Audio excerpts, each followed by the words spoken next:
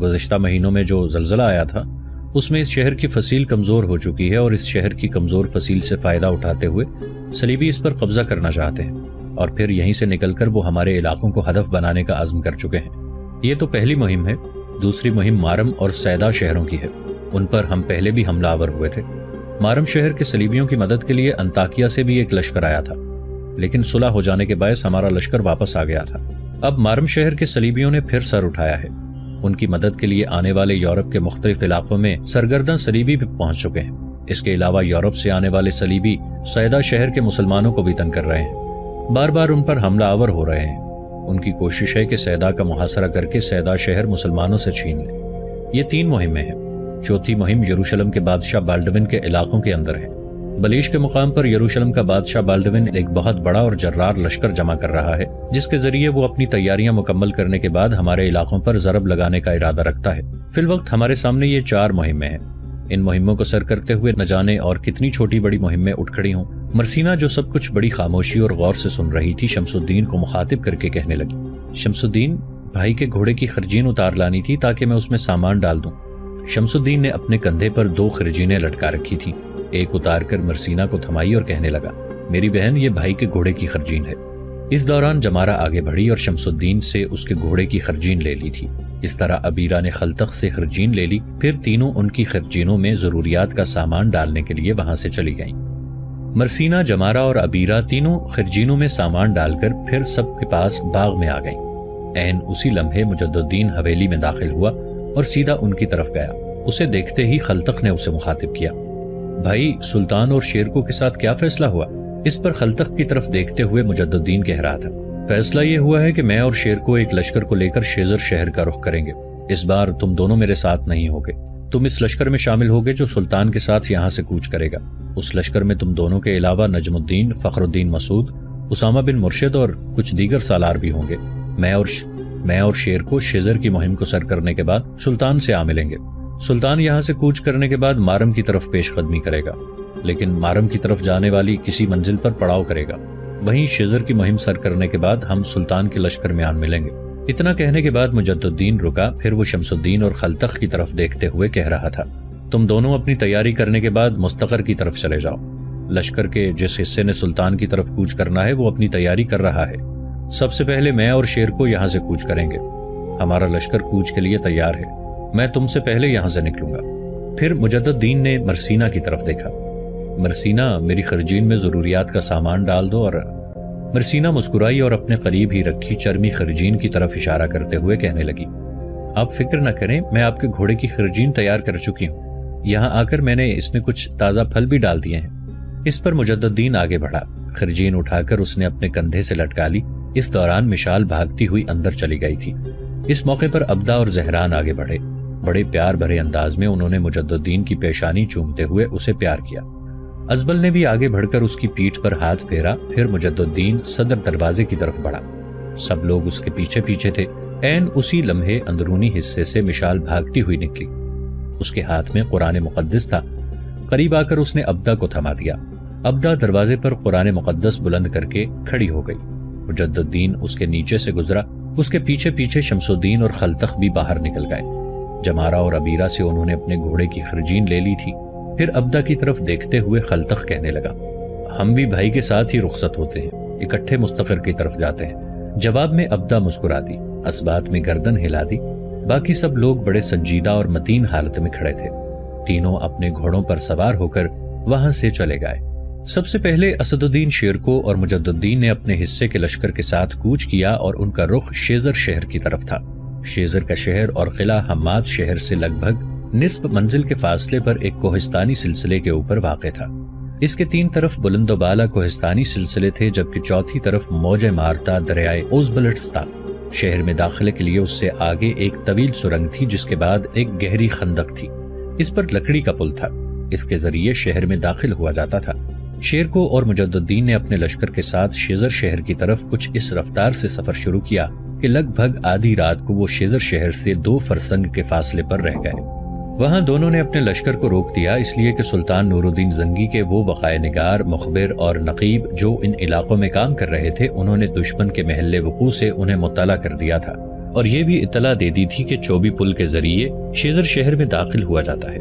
صلیبی اس پل کے قریب پڑاؤ کیے ہوئے ہیں، روز شہر پر حملہ آور ہوتے ہیں اور شہر پر قبضہ کرنے کی کوشش کرتے ہیں، لیکن شہر کے مسلمان بڑی جرات مندی کا مظاہرہ کرتے ہوئے انہیں روکے ہوئے ہیں۔ مخبروں سے یہ اطلاع ملنے کے بعد شیرکو اور مجد الدین نے آپس میں صلاح مشورہ کرنے کے بعد لشکر 2 حصوں میں تقسیم کیا۔ ساتھ ہی دونوں میں یہ طے پایا کہ لشکر کو اس رفتار سے آگے بڑھایا جائے کہ صبح سویرے سورج طلوع ہونے سے تھوڑی دیر پہلے دشمن پر ضرب لگا دی جائے۔ یہ بھی متفقہ طور پر دونوں نے فیصلہ کیا کہ دشمن کی ایک سمت سے شیرکو اور دوسری طرف سے مجد الدین حملہ آور ہو کر دشمن کی شکست اور اپنی کامیابی اور فتح مندی کو یقینی بنائیں گے۔ عمیق رازوں کی ترجمان رات بڑی تیزی سے اپنے انجام کے قریب ہوتی جا رہی تھی۔ اندھیروں نے زمین کے دامن پر پھیلا اپنا آنچل سمیٹنا شروع کر دیا تھا۔ شب پھر اپنے تشخص اور وجود سے بے نیاز اور رات کا اسیر رہنے کے بعد دیو پیکر سنوبر نازک شاخیں ہر شے کو اپنے پاؤں تلے رونتا وقت اتھا خاموشیاں روحوں کے نخواہانوں سے اٹھتی استعجاب آمیز کیفیت سکون و عظمت کی متلاشی خواہشیں اور سلگتی خوشبو کی مہک سب جاگ اٹھے تھے۔ رات کے سینے پر آوارہ آوازوں کی بازگشت اٹھنا شروع ہو گئی تھی۔ مشرق کی آنکھیں ستاروں کی طرح چمکنا شروع ہو گئی تھیں۔ ایسے میں پہلے شیرکو دشمن کے لشکر کے ایک پہلو کے قریب ہوا، پھر وہ ان پر سعود کو ثبوت، رجا کو قنوت، مسرت کے ترانوں کو غمزدہ نغموں، صبح کے شباب کو رات کی آخری رمق، گاتے دنوں کو گونگی راتوں اور موہوم سہاروں کو سوختہ لاشوں میں تبدیل کر دینے والی قہرمانیت کی سنسنی خیز لہروں کی آگہی کے رقصاں زوم کی طرح حملہ آور ہوا۔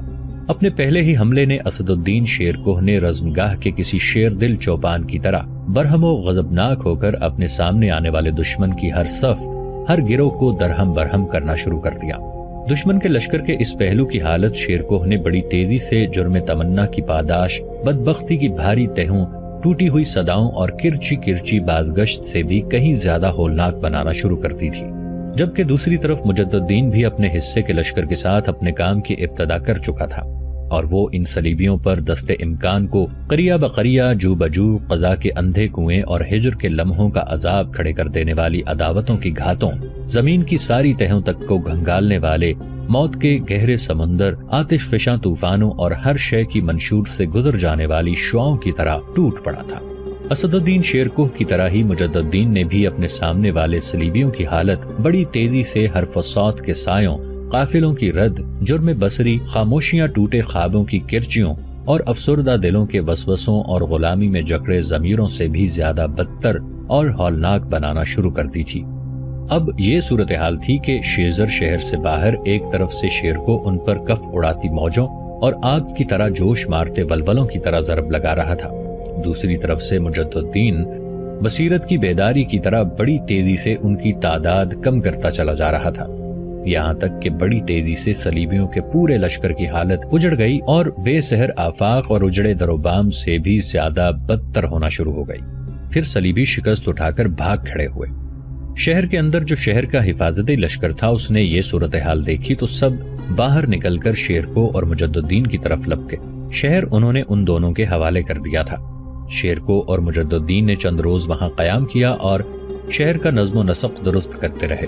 اسی دوران سلطان نور الدین زنگی کی طرف سے ایک تیز رفتار قاصد وہاں پہنچا اور اس نے دونوں کو یہ پیغام دیا کہ فی الحال مجد الدین شیزر شہر ہی میں قیام کرے اور آدھا لشکر اس کے حوالے کر دیا جائے۔ ساتھ ہی سلطان نے یہ احکام بھی جاری کیے کہ شیزر شہر کا حاکم مجد الدین ہوگا، اپنی طرف سے جیسے چاہے وہ اپنا نائب مقرر کر کے جنگوں میں حصہ لے، لیکن شہر کے اندر اسی کے احکامات چلیں گے۔ یہ ایک طرح سے مجد الدین کے لیے بڑا اعزاز تھا۔ مورخین لکھتے ہیں کہ سلطان نور الدین زنگی نے واقعی مجد الدین کو شیزر شہر کا حاکم مقرر کیا تھا۔ سلطان کی طرف سے مجد الدین کو یہ بھی اختیار دیا گیا تھا کہ وہ شہر کے حالات اور نظم و نسق درست کرنے کے بعد اپنی طرف سے جسے چاہے شہر کا حاکم مقرر کر کے اس کے لیے احکامات جاری کرے اور پھر لشکر کے اس حصے کے ساتھ جو اس کے پاس رہے گا وہ شیرکوہ سے جا ملے۔ سلطان نور الدین زنگی کی طرف سے مجد الدین کو شیزر کا حاکم مقرر کیا جانا اس کے لیے ایک بہت بڑا اعزاز تھا۔ اس کے لیے شیرکوہ نے اسے مبارکباد دی۔ چند دن تک دونوں نے شیزر شہر میں ہی قیام کیا۔ اس کے بعد اپنے حصے کے لشکر کے ساتھ شیرکوہ نے شیزر سے کوچ کیا، اس لیے کہ سلطان کی طرف سے اسے حکم ملا تھا کہ وہ مارم اور سائدہ شہروں کا رخ کرے، جہاں صلیبیوں نے مسلمانوں کے خلاف ایک نہ ختم ہونے والے طوفان کی ابتدا کر رکھی تھی۔ ساتھ ہی سلطان نے مجددین اور شیرکوہ کو یہ پیغام بھجوا دیا کہ وہ اپنے حصے کے لشکر کے ساتھ یروشلم کے بادشاہ بالڈون کی سلطنت کے اندر جیش کے مقام پر جو صلیبی جمع ہو رہے ہیں ان پر ضرب لگانے کی کوشش کریں۔ ابدا ایک روز اپنی خوابگاہ میں اکیلی بیٹھی ہوئی تھی کہ ہچکچاتے ہوئے رکتے رکتے خوابگاہ میں مرسینہ داخل ہوئی۔ ابدا نے بڑے غور سے اس کی طرف دیکھا، پھر مسکرائی اور کہنے لگی، مرسینہ میری بیٹی، آج تمہاری چال میں لڑکھڑاہٹ کیوں ہے؟ تم ہچکچاتے ہوئے آگے بڑھ رہی ہو، ضرور کوئی حادثہ پیش آیا ہے۔ دیکھ، کوئی بات مجھ سے چھپانا مت، تیری حیثیت اس گھر کی مالکہ اور میری حقیقی بیٹی کی سی ہے، اور یہ کہ تو مشال کو کہاں چھوڑ کے آئی ہے؟ آہستہ آہستہ مرسینہ آگے بڑھی، پھر دھیمے سے لہجے میں کہنے لگی، ماں، مشال اپنے کمرے میں ہے، لیکن ایک انتہائی نازک موضوع پر آپ سے گفتگو کرنا چاہتی ہوں، لیکن ہمت نہیں پڑ رہی۔ ابدا اپنی جگہ سے اٹھی، آگے بڑھی، بڑے پیارے انداز میں اس نے مرسینہ کا ہاتھ پکڑ کر اپنے پہلو میں بٹھا لیا، پھر کہنے لگی، اب کہو کیا کہنا چاہتی ہو؟ مرسینہ نے اس موقع پر عجیب سے انداز میں ابدا کی طرف دیکھا، اس کی آنکھوں میں اس موقع پر انگنت سوالات تھے، پھر دھیمے سے لہجے میں کہنے لگی، ماں، جس موضوع پر میں گفتگو کرنا چاہتی ہوں اس گھر میں وہ نیا موضوع ہے، ڈرتی ہوں کہیں آپ ناراض نہ ہو جائیں، اور آپ کی ناراضی کم از کم میرے لیے ناقابل برداشت ہے۔ جواب میں ابدا مسکرا دی، ماں بھی کہتی اور پھر کچھ کہتے ہوئے ڈر اور خوف بھی محسوس کرتی ہو، بلا جھجک کہو، جو کچھ تم کہنا چاہتی ہو، غور سے سنوں گی، تحمل اور بردباری کا مظاہرہ کروں گی۔ ابدا کی اس گفتگو سے مرسینہ کو کسی قدر حوصلہ ہوا، پھر وہ بڑی آہستگی میں کہنے لگی، ماں، کیا ایسا ممکن نہیں کہ مشال کی شادی بھی امیر سے کر دی جائے؟ ابدا نے تیز نگاہوں سے مرسینہ کی طرف دیکھا، پھر کہنے لگی، تم اپنے حواس میں تو ہو، جانتی ہو تم کیا کہہ رہی ہو؟ مرسینہ مسکرا دی، اماں، میں اپنے پورے ہوش و حواس میں آپ سے یہ گفتگو کر رہی ہوں، میں چاہتی ہوں مشال کی شادی بھی امیر سے کر دی جائے۔ اس طرح مرسینہ اپنی بات مکمل نہ کر سکی، اس لیے کہ بیچ میں تنبیہ کرنے کے انداز میں ابدا بول پڑی، مرسینہ میری بیٹی، میاں بیوی ایک دوسرے کے لیے پیار سے نفس کو سیراب کرنے والے اور بے چین روحوں کو سکون فراہم کرنے والے ہوتے ہیں۔ تم اپنی محبت کے کھلے بادبانوں کو کیوں تقسیم کرنا چاہتی ہو؟ کیوں اپنے سرمدی لطافتوں کی رنگینیوں کو شکست خوردہ کرنے پر تل گئی ہو؟ کس بنا پر تم نغموں کے شہر جیسی اپنی زیست کو افسردہ سامان اور وفاؤں کے شہر کو خوابناک کھنڈروں میں تبدیل کرنا چاہتی ہو؟ یاد رکھنا، ایسا کرو گی تو سیل وقت میں تمہارے سارے رویے زوال پر آمادہ ہو جائیں گے۔ یہاں تک کہنے کے بعد ابدا لمحہ بھر کے لیے رکی، پھر اپنی گفتگو جاری رکھتے ہوئے وہ کہہ رہی تھی، مرسینہ میری بیٹی، اپنے اوپر سوتن کو وہ عورتیں لاتی ہیں جو بانجھ ہوں، اولاد سے محروم ہوں، اور اپنے گھر کو آباد کرنا چاہتی ہوں۔ تمہاری شادی ہوئے تو ابھی چند ماہ ہوئے ہیں، اور پھر تمہارے ساتھ جمارہ اور ابیرہ کی بھی شادی ہوئی ہے، وہ اپنی جگہ مطمئن اور خوش ہیں، تمہیں کیا ضرورت پڑ گئی کہ تم اپنے حقوق زوجیت کو تقسیم کرتی پھرو؟ خیال رکھنا، جو عورت اپنے اوپر سوتن لے کر آتی ہے، اس سوتن کے آنے کے بعد اس کی اپنی حالت بے معنی لفظوں کی بہتی رال، بھیگتے کاغذ کے جسے پر لکھی کچے رنگوں کی تحریر اور بدبختی کی سیال سیاہی سے بھی بدتر ہو جاتی ہے۔ مرسینہ، یہ ایک بہت بڑا فیصلہ ہے، سوچ سمجھ کر اس پر عمل کرنا۔ ایک ماں کی حیثیت سے میں تمہیں مشورہ دوں گی کہ اگر تم ایسا کرو گی تو یاد رکھنا، اپنے ماتھے کو شکن شکن کر لو گی، بینائی کے محدب عدسے میں بال لے آؤ گی، اور زیست کی سترنگی روشنیوں میں تپتے سایوں کے سے اندھیروں کو داخل ہونے کی اجازت دو گی۔ جب تک ابدا بولتی رہی، مرسینہ مسکراتی رہی۔ ابدا جب خاموش ہوئی تو مرسینہ نے کہنا شروع کیا، اماں، میں آپ کو یقین دلاتی ہوں کچھ بھی نہیں ہوگا، ہم دونوں مل کر امیر کی اسی طرح خدمت، اسی طرح ان کی دیکھ بھال کریں گے جس طرح اس وقت میں اکیلی کر رہی ہوں۔